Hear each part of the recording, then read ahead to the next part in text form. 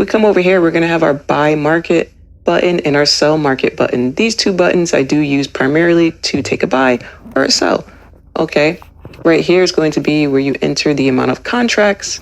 Right now it says 10, and that's because I'm copy trading to 2 accounts. So it is important to know that when you do copy trade, you need to put the total number of contracts for all the accounts combined. So for an example, I want to enter the market with a 5 contract on each account.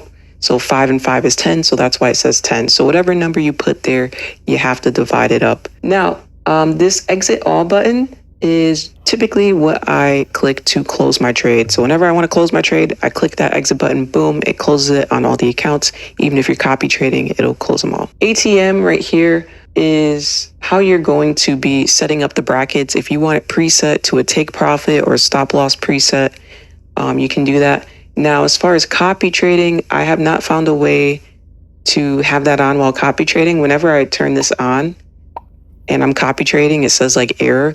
So as far to my knowledge, feel free to let me know in the comments. But as far as I know, you're not allowed to have the brackets on when you're copy trading, unfortunately. So no presets here. So that's why it says off. But you are welcome to customize it and set it if you're just trading one account and say, hey, I want my stop loss to be 30 points or 40 points or whatever you want it to be. Okay. All right, let's get to the fun stuff. If you want to add a pair to your chart, you're going to click this right here. And let's just use ES for an example. Let's say you want to add ES. You're going to notice that there are different letters. Now, I advise you to just go to Google and look up, okay, what letters represent which month, right? And those letters represent the months that the contracts expire. So for an example, if you choose a letter that represents January contract expired already, you're going to have a chart when you pull it up on the 1 minute, you're going to see that it's all gappy and spread out. So you want to make sure you're choosing a pair where the contract is up to date.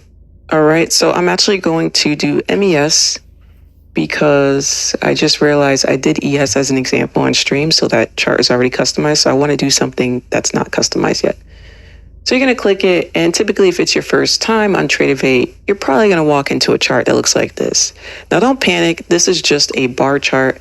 You can simply, and let me just click this X, you can simply hover your mouse over here and then you're going to have your chart settings, okay? So right here it says bars, you're going to click that and you're going to click candlesticks, boom, back to where you are. Now if you want to use anything else like a line chart or anything else, go ahead and do what you do. But I'm going to assume that most people are going to use the candlestick feature, okay? Now if you take a look, we do have grid lines on the chart. I prefer mine without it. You can do what you want, but if you click these chart settings right here, it says grid, you can just click that and your grid will be removed, right? And you can click it again, click it back on, you can do what you want, okay?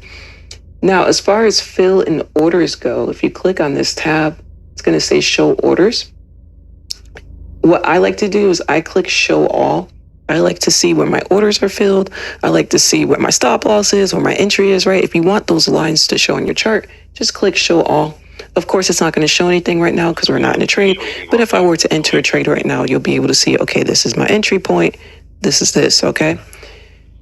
Now, next, let's go into customizing our candlesticks. So you're just going to double click your candlesticks here. And right here, this column right here is going to be your bullish candlesticks. This column in the middle is going to be your bearish candlesticks. Okay. Now it's important to know that if you want a special hex code right here, if you have a special color in mind that you want to copy and paste from maybe TradingView or from Google, if you Google the hex color, the way that Travoate is coded, you can't just right click. I'm going to right click right now. See, nothing happens. You can't just right click and copy paste. You do have to use your keyboard. So you're going to have to use Control V to paste. Okay. What I'm going to do is just to give you a nice example, I'm going to come over to Micro NASDAQ. So when I click this here, let's say I want this hex code, I'm going to double click, Control C to copy. Okay, and I'm just going to click out of here. Let's come back over to our example. I'm going to double click to get the chart settings. And let's say I want to change the body of this candlestick. I'm going to double click to highlight this, Control V, and now I have that color. If I press save, you're going to see that the body did change. Now it looks a little funny because we didn't change the wicks or the outline. So let's go ahead and change that wick color. We're going to do Control V to copy and paste that color. and the outline on the body as well. Now we're going to press save, and look at there, we changed our chart colors. And you can do the same thing with the bearish candles if you want to change them to black, which I don't recommend because the background is black, right? You're not going to be able to see it, but you know what I mean? You get the gist of it. You can change these colors to simply whatever you want them to be. Okay, you can change them to whatever you want them to be. Now, indicators. Typically, the chart does come preset with this SMA on it. If you don't want it, you can double click and you can click remove. Nice and simple, right? Now, I do like to use a moving average. So let's just say you want an indicator in chart. You're going to come over here, hover your mouse in this corner, and indicators pops up. And let's say you want to add the moving average. You're going to click moving average. Let's say you want to add that EMA. You can change it right here, whether you want the 20, the 50, the 200, whatever you want. You can change the color of your EMA right here as well. Click save, and there we go. Now we have an EMA up here, and we have a different color for it too. Okay, and again, indicators is right here. When you click on it again, you're going to notice that you're still in the moving average menu. Don't panic, just press this back arrow button, and then you can kind of go through these settings and choose whatever indicator you'd like. Okay, and you can save your templates, of course. This is the zoom in button and zoom out button. You can zoom out, you can zoom in. Okay, now the way I like to use this is if I'm on the 1 minute, especially typically I'm on the 1 minute or lower time frame.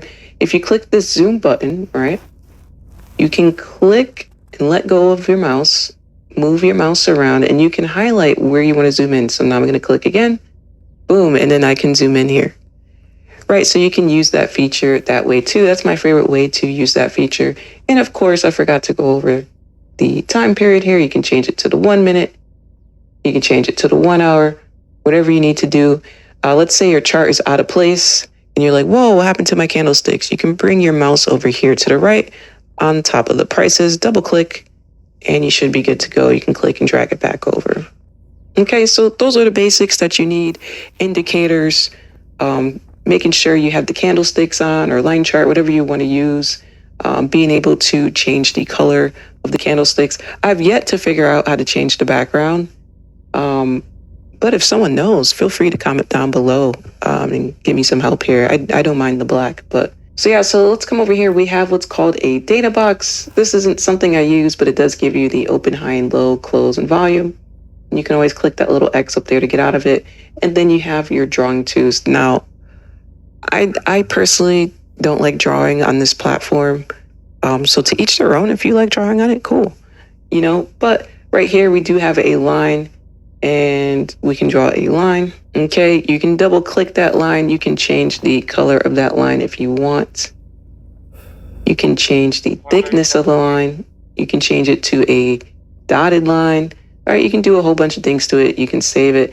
And boom, you know, you can customize it pretty good here. You can always double click it and remove it, and the line is gone. So yeah, so we have lines. You can make a polygon, vertical line, Fibonacci. All the things that you need are in here, and shapes as well. Let's just go over the rectangle because I know a lot of people like to be able to, let's say, highlight supports. You can customize your rectangle any way you want. We got the border, which is the outline. We have the background color. Okay, and you can make it more see-through, less see-through this way. All right, I think we went through all the basics of customizing your chart to your liking. Let's get into taking a buy or sell. So we did just kind of briefly talk about taking a buy and a sell right here by clicking these buttons and making sure that you do have the correct sizes here. For an example, if you are copy trading and you have a bunch of accounts here, and you have a 1 here, if you go to take a buy or sell, it's going to have like an error message and tell you, hey, your quantity needs to be more than 1 because it needs to divide that number up to the amount of accounts that you're copying to. So just a heads up. But let's say you take a market sell here, right? If I take a market sell here and I enter and I want to create a stop loss for myself, let's say I want to put the stop loss above this high, I'm just going to click with my mouse and I'm going to put a buy stop. Now, I can't do it now because the market is closed, but just understand for those of you who are new into futures, it's your stop loss is the opposite of what you're doing, right? So again, if you're taking a sell, your stop loss is going to be a buy stop. Now, if we're doing the opposite, if you're taking a buy, your stop loss is going to be a sell stop. Now, don't worry, don't panic. I have an example for you that we did yesterday on stream. Check out this sell here that we did, and you're going to see me put a entry in and manually do my stop loss. Enjoy.